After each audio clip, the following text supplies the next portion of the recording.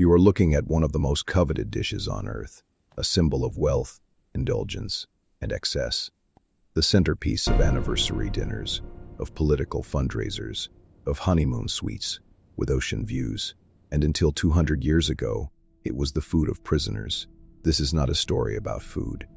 This is a story about power, and who gets to decide what is disgusting and what is exquisite. Who gets to decide what goes on the menu and what gets buried in history.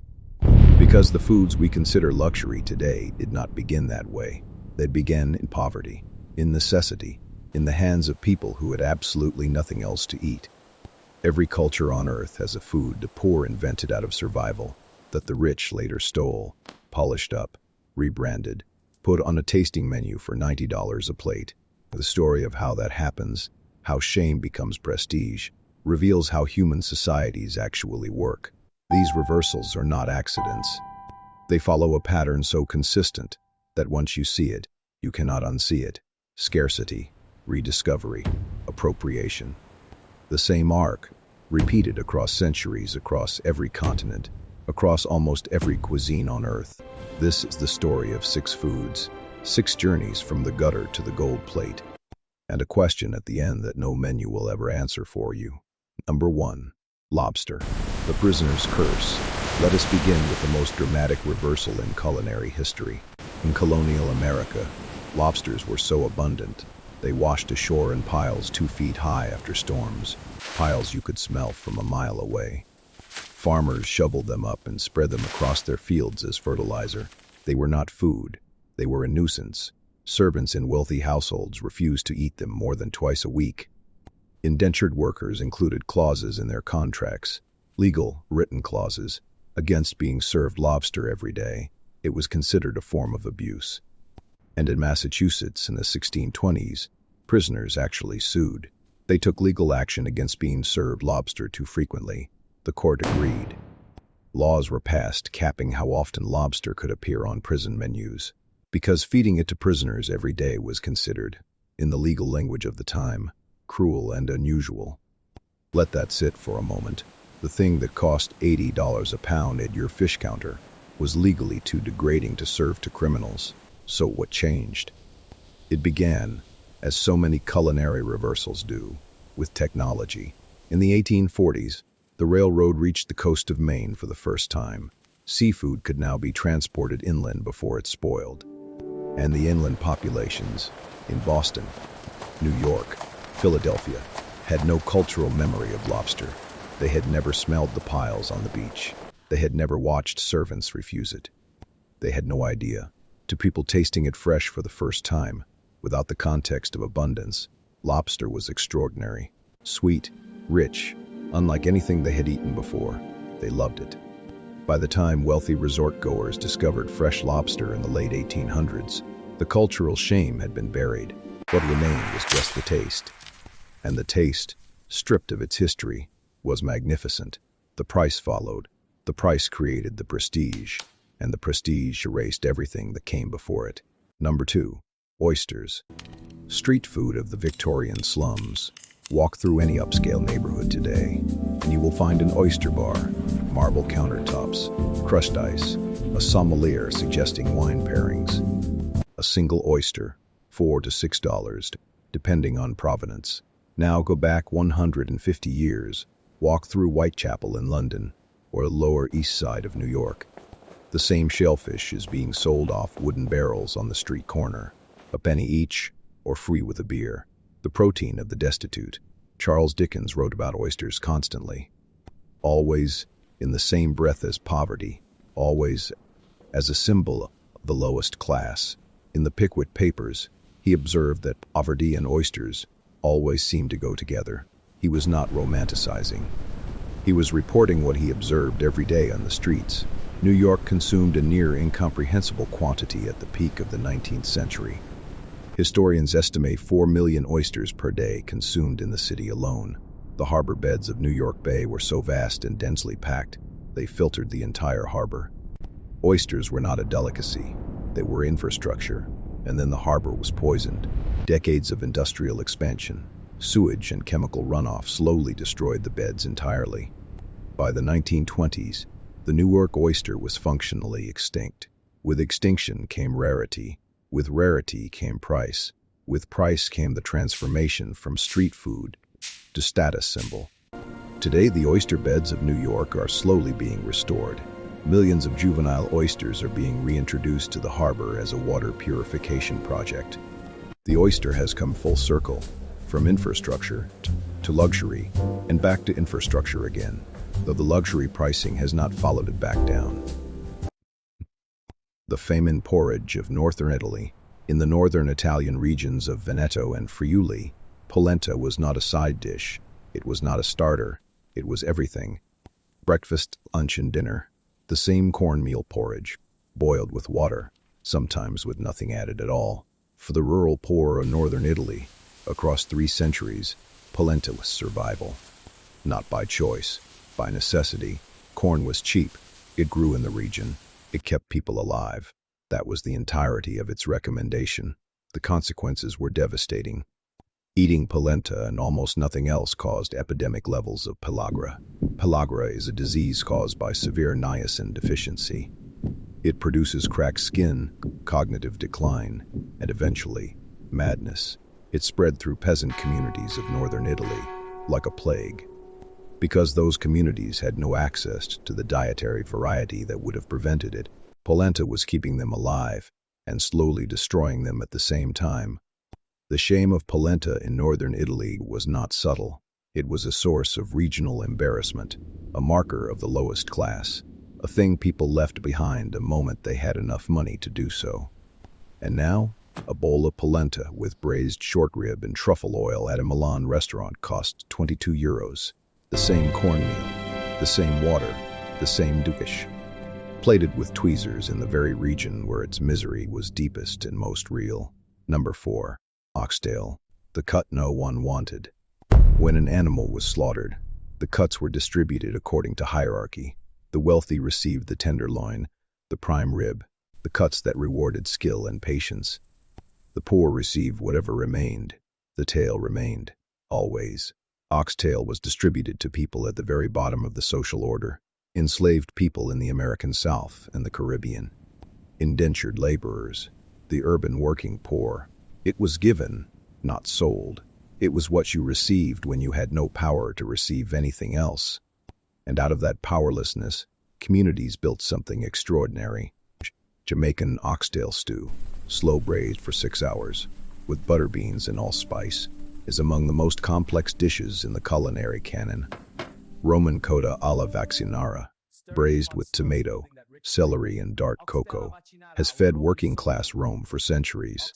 Every culture that received the tail made something magnificent with it. Because necessity is the mother of technique. When you have one ingredient, you learn to coax from it everything it has. The gastropubs of London, the Michelin-starred restaurants of New York noticed. Slow-braised oxtail began appearing on menus in the early 2000s, described as rustic, as hearty, as a classic of the peasant tradition. The price climbed to $25, $30, $35 a plate. The communities who invented the dish watched this happen. The Jamaican grandmothers who spent decades making it, because they had to, not because it was trendy. They watched it become unaffordable. That is the sharpest edge of this story, and it cuts every time. Number 5. Congee, what you ate when everything was gone. Across East and Southeast Asia, the word for congee carries emotional weight no translation fully captures. In Cantonese, it is juk. In Mandarin, jiu. In Vietnamese, chao. The words are different, but the memory encoded in them is the same. This is what we ate when there was nothing. Congee is rice, cooked with 4 to 10 times the normal amount of water, boiled until the grains dissolve into a thick, warm porridge. The technique exists precisely to stretch a small amount of grain into a large amount of food. It is at its core the technology of scarcity. During famines, during wars, during the grinding poverty of rural life across centuries, congee stood between families and starvation. That is not poetic language, that is documented history.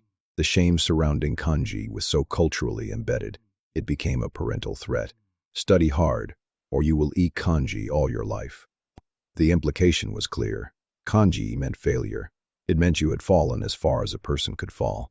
That shame has not disappeared in the communities that carry it. Elderly Chinese and Vietnamese immigrants in Western countries describe a complicated grief, and they see congee on a fashionable brunch menu, a dissonance between what it meant and what it now costs. In Sydney, New York, and London, heritage congee with Wagyu beef and century egg sells for $18 a bowl. The food has not changed. The story told around it has changed completely. Number 6. Quinoa, the crop the West stole back.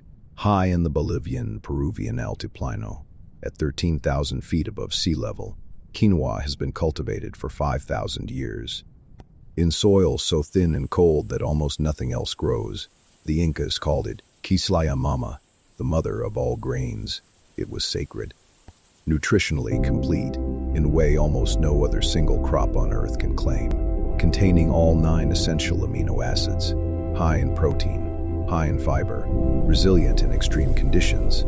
Indigenous Andean communities understood this not through laboratory analysis, but through 5,000 years of lived experience. Spanish colonizers who arrived in the 16th century looked at quinoa and saw a pagan crop. They banned its cultivation in certain regions. They burned fields. They replaced it with wheat and barley because those were European crops, and European crops were civilized. Communities continued growing quinoa quietly. It never disappeared. It simply waited. In the early 2000s, Western nutritionists discovered quinoa. Within a decade, it had become the defining symbol of the global health food movement. Demand from the United States and Europe exploded. Between 2006 and 2013, the price of quinoa tripled, then it doubled again. And in Bolivia and Peru, the communities who had grown quinoa for 5,000 years were priced out. Farmers who had fed their families with quinoa for generations were now selling every grain they grew to export markets. The local price rose beyond what local people could afford. Children in quinoa-growing regions began showing signs of malnutrition. The crop that had sustained them for millennia was leaving on container ships bound for foreign supermarkets. This is where the arc of peasant food becoming luxury food reaches its darkest point. Not just appropriation, not just erasure, active harm. The luxury economy pricing the originators out of their own survival food. 6 foods, 6 journeys, and underneath all of them, the same mechanism running like clockwork. Abundance creates contempt. When something is everywhere, the wealthy ignore it, and the poor eat it out of necessity. Then something changes. Overharvesting, industrialization, the arrival of a railroad, and abundance becomes scarcity. Scarcity creates rarity. Rarity creates desirability. And desirability, in a market economy, creates price. The price tag arrives before the prestige does, and then the prestige retroactively justifies the price. This is how a penny oyster becomes a $6 oyster. This is how prison rations become the signature dish of a seaside resort. And then comes the final step, the one that locks the transformation permanently in place. The erasure. The cultural memory of shame is quietly removed. The origin story is rewritten. Words like ancient, rustic, artisanal, and heritage replace poverty with romance. The peasant who invented the dish is not credited. The enslaved worker who slow-cooked the oxtail for the first time is not on the menu. The Bolivian farmer who maintained quinoa cultivation through colonial suppression is not mentioned on the package. What remains is the aesthetic, the flavor, the photograph, and a price that ensures the original communities cannot participate in the transformation of their own history. There is a better version of this story. It is not a fantasy. It is already happening, in small ways, in the hands of people who refuse erasure. Chefs, writers, and communities who have decided the original story does not have to disappear. The most thoughtful chefs working today are doing something different. They are putting the origin back on the plate, naming the Jamaican grandmothers, crediting the Andean farmers, telling the actual history directly on the menu, not as a footnote, as the main event. Because the history is not a liability. It is the thing that makes the food meaningful. The oxtail stew is not interesting because a restaurant in London discovered it. It is interesting because generations of people who were given nothing built something extraordinary from what they had. That is the story worth telling. That is the flavor worth tasting. It does not require abandoning the luxury. It requires remembering the journey, holding both things at once, the beauty of the dish and the hard truth of where that beauty came from. The lobster does not know it was once humiliating. The oyster does not know it was once free. The quinoa does not know it was once banned by colonizers who feared what it represented. Only we know. Only we carry the memory, and only we get to choose what we do with it. Every food on this list began as survival, as something made by people who had absolutely no other choice. People who were hungry, who were poor, who were at the mercy of systems designed to keep them there. And from that place of total constraint, they created flavor, they created technique, they created culture. That is not a footnote in culinary history. That is the entire story. That is the origin of almost every dish worth eating. The next time you crack open a lobster, pause for just a moment, not to feel guilty, but to remember, because the food tastes different when you know where it comes from. It tastes like what it actually is, human ingenuity under impossible conditions, survival made delicious, a history that no price tag will ever fully contain.